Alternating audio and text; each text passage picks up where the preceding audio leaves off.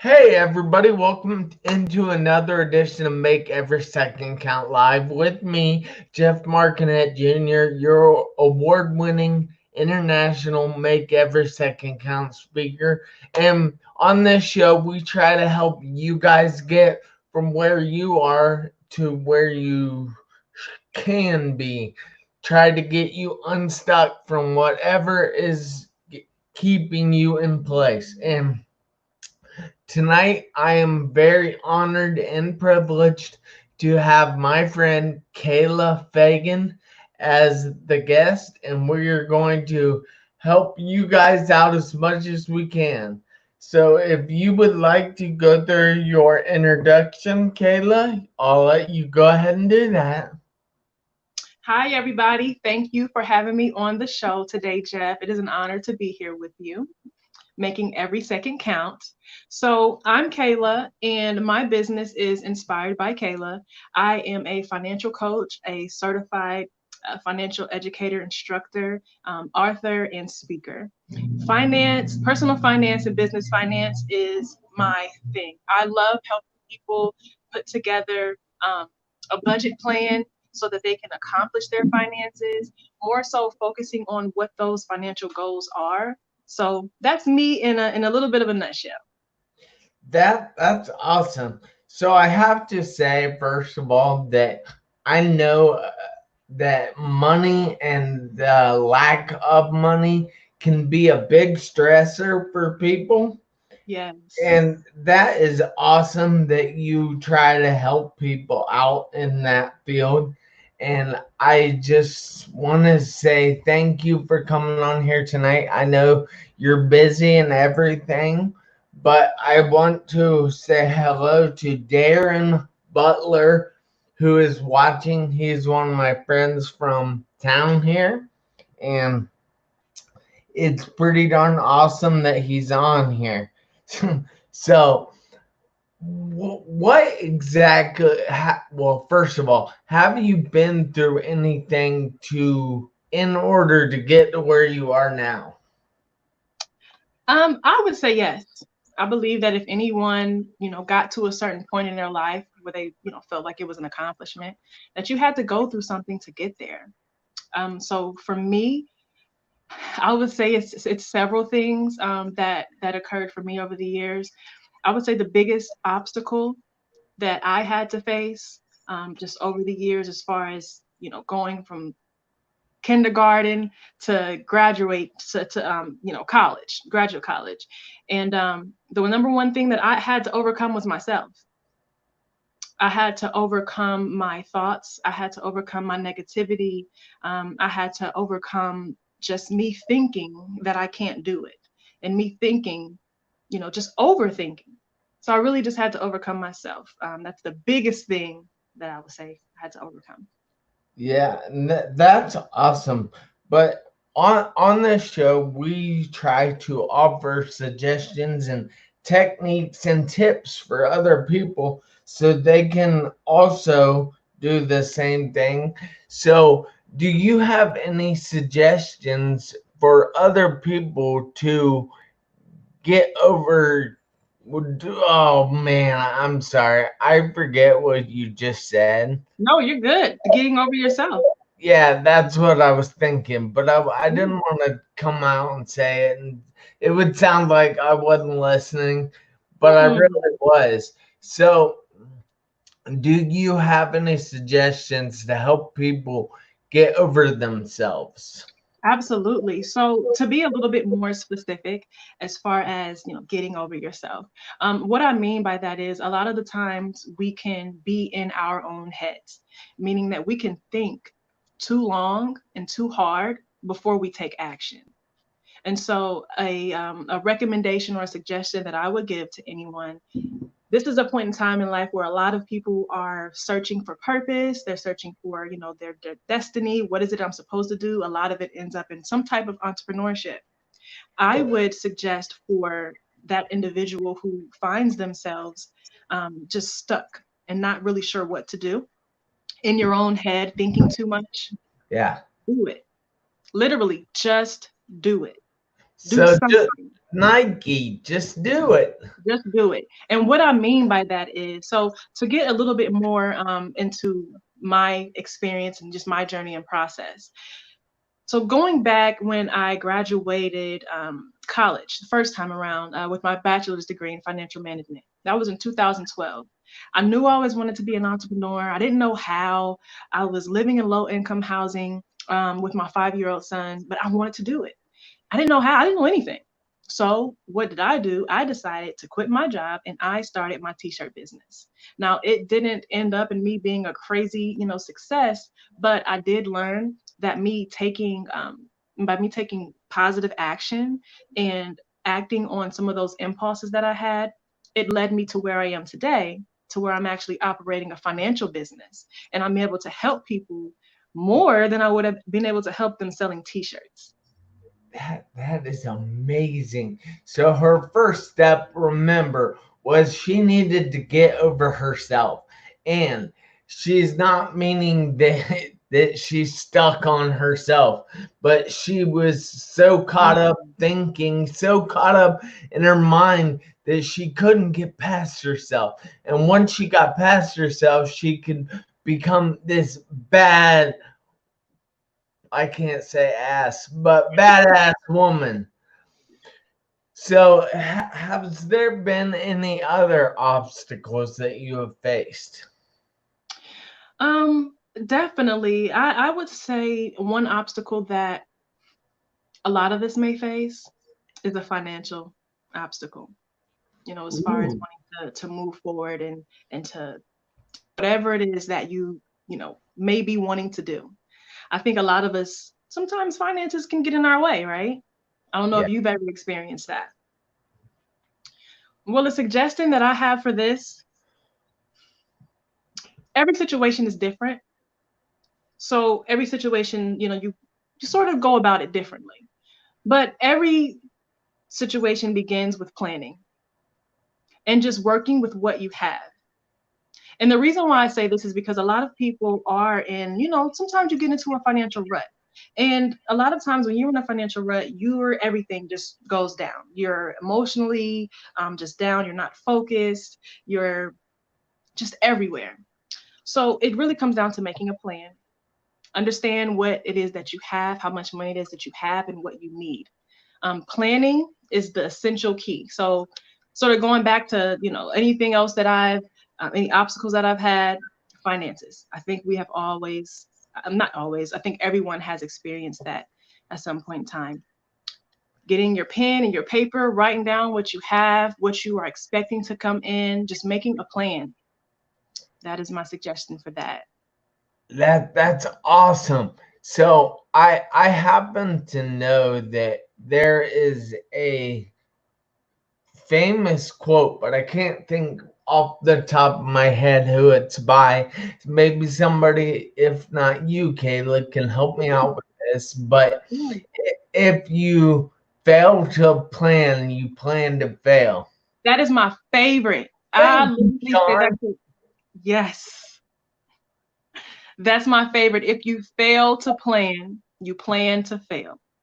Yeah. That's So it. you guys need to develop a plan.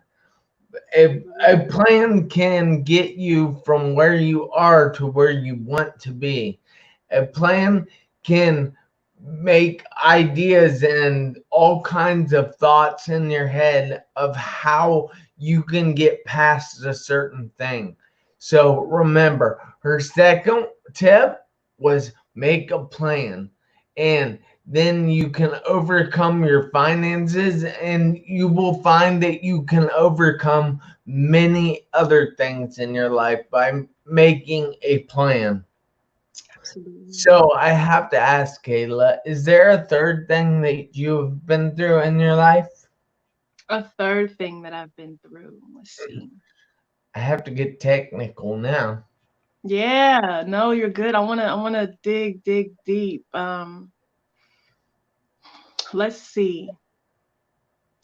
I would say my fear of naturally, I'm an introvert.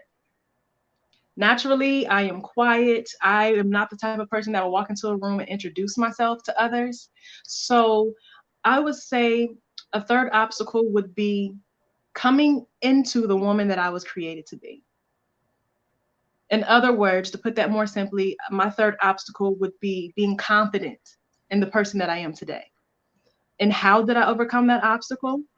I overcame that obstacle by sort of going back to my number two. I love planning.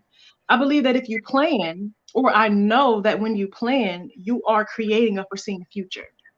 So therefore, I knew that in order for me to overcome my fear of speaking in public, my fear of, putting myself out there to help someone with their money, I knew that I had to literally sit and write down what it is that I wanted to do. I had to sit down and write how I wanted to help my clients, what I wanted to help them with. Um, if I wanted to speak in front of an audience, how many people I wanted to the audience, literally just daydreaming on paper. To overcome my fear of confidence and just speaking to people, I planned it out. I wrote it down. Did you use any tools when you were trying to overcome your fear? Any tools? Yes. What do you mean tools? Like affirmations, like positive self-talk, like things like that. Yes, yes. So that's actually a whole nother avenue that I ventured into for at least about 2 years after graduating the first time around with my bachelor's degree. Meditation was the key.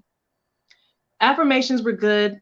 They worked with me, but I noticed that meditation was the number one thing that kept me in a mind state to where I would be positive and I would be confident in who I am walking into this new journey that I was going in. By meditating, I realized that it had helped me to keep my mind clear. And so I wouldn't be too busy focusing on all of the crazy things that's going on in my mind. What if this doesn't go right? What if I fail? What if I sound stupid? What if I can't really help them? Meditating just really just helped me to just relax my mind and just to have confidence that I was able and confident to do whatever it is that I was set out to do.